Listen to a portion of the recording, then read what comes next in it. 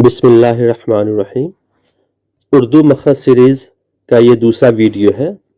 اس video میں ہم مخرج کی بڑی تقسیم دیکھیں گے۔ ایک بات میں یہاں واضح کر دینا چاہتا ہوں کہ یہ پوری سیریز اردو زبان کے مخرج کے لیے ہے۔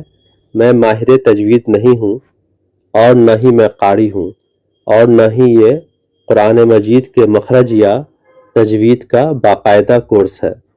جو حضرات قرآن کا درست مخرج اور تجوید سیکھنا چاہتے ہیں وہ کسی ماہر قاری یا مستند استاد سے ضرور رجوع کریں۔ پچھلی ویڈیو میں ہم نے سیکھا تھا کہ مخرج اس جگہ کو کہتے ہیں جہاں سے کوئی حرف ادا ہوتا ہے اور اس میں منہ، زبان، حلق اور ہونٹ کا اہم کردار ہوتا ہے۔ آگے بڑھنے سے پہلے ہم مخارج کی کل تعداد دیکھ لیتے ہیں۔ ان کی کل تعداد جو ہے 17 ہے، مطلب 17 جگہ سے نکلتے ہیں، اور یہ جو کل پلیسز جس میں تقسیم کیا گیا مخارج کو یہ 5 ہے۔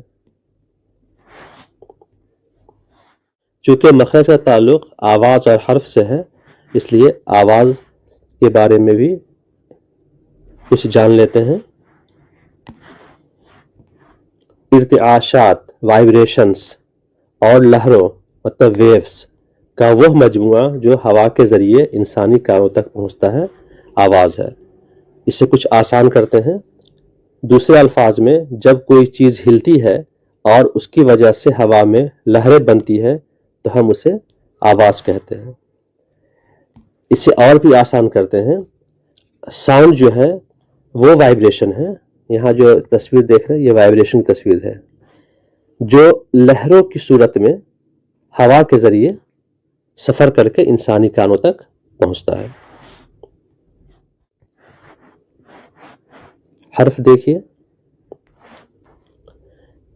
ایک آواز جو ادا کیے جانے پر ایک مخصوص مخرج آرٹیکولیشن پوائنٹ جو ہم نے پیچھے پڑھا 17 ہے سے نکلتی ہے حرف کہتے ہیں۔ مخرج معلوم کرنے کا طریقہ یہ بہت ہی آسان ہے۔ اس کے لیے آپ کیا کریں کہ آپ کو جس حرف کا مخرج جاننا ہو اس پہ سکون لگا دیں۔ جیسے ہمیں بے کا مخرج مان لے جاننا ہے تو بے پر سکون لگا دیا ہم نے، یہ دیکھیے۔ اب دوسرے اسٹیپ میں کیا کریں، اس حرف کے پہلے الف لگا دیں اور الف پر زبر زیر پیش میں سے کوئی بھی حرکت لگا دیں۔ جیسے یہاں الف پر زبر کی حرکت لگا کر کے یہ ہو گیا ہے اب۔ اب اس لفظ کو آرام سے ادا کریں، اب بولیں آپ، اور دیکھیں کہ آواز جہاں جہاں کا رکتی ہے وہی اس کا مخرج ہے۔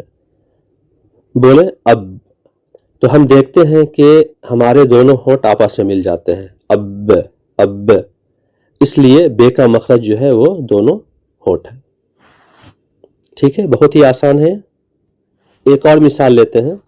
جیسے ہمیں تے کا مخرج جاننا ہے تو تے پہ سکون لگا دیں، یہ تے پہ سکون ہو گیا، اور اس سے پہلے الف لگا کر اس پر زبر زیر پیش کچھ بھی لگا دیں۔ یہاں پہ ہم نے زبر ہی لیا ہے ات ات۔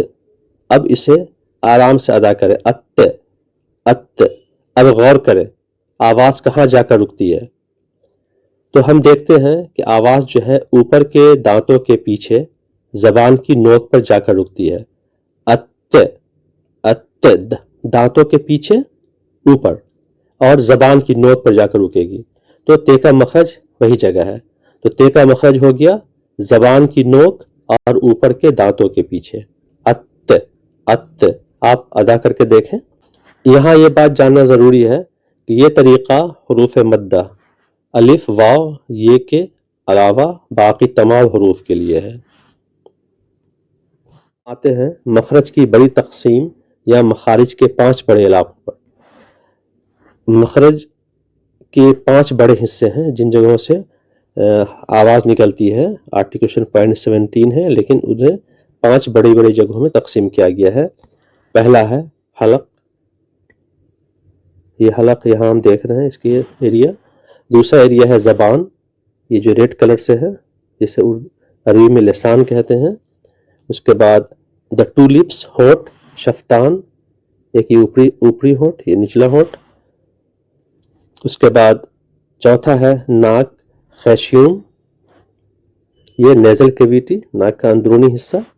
اور آخری ہے منہ کی فضا، منہ کے اندر کی جو کھلا ہوا علاقہ ہے، جس کو دا ایمپٹی اسپیس کہہ سکتے ہیں، عربی میں اسے جوف کہتے ہیں، یہ والا آخری ہے. تو انہیں ہم انشاءاللہ باری باری سے پڑھیں گے، اور اس طرح سے ہم لوگ دھیرے دھیرے مخرج کے بارے میں جانکاری حاصل کریں گے انشاءاللہ تعالی. اگلی ویڈیو میں ہم مخرج کے ایک اہم حصے حلق مطلب گلا کو سمجھیں گے، اور جانیں گے کہ گلے سے نکلنے والے حروف کیسے ادا ہوتے ہیں انشاءاللہ.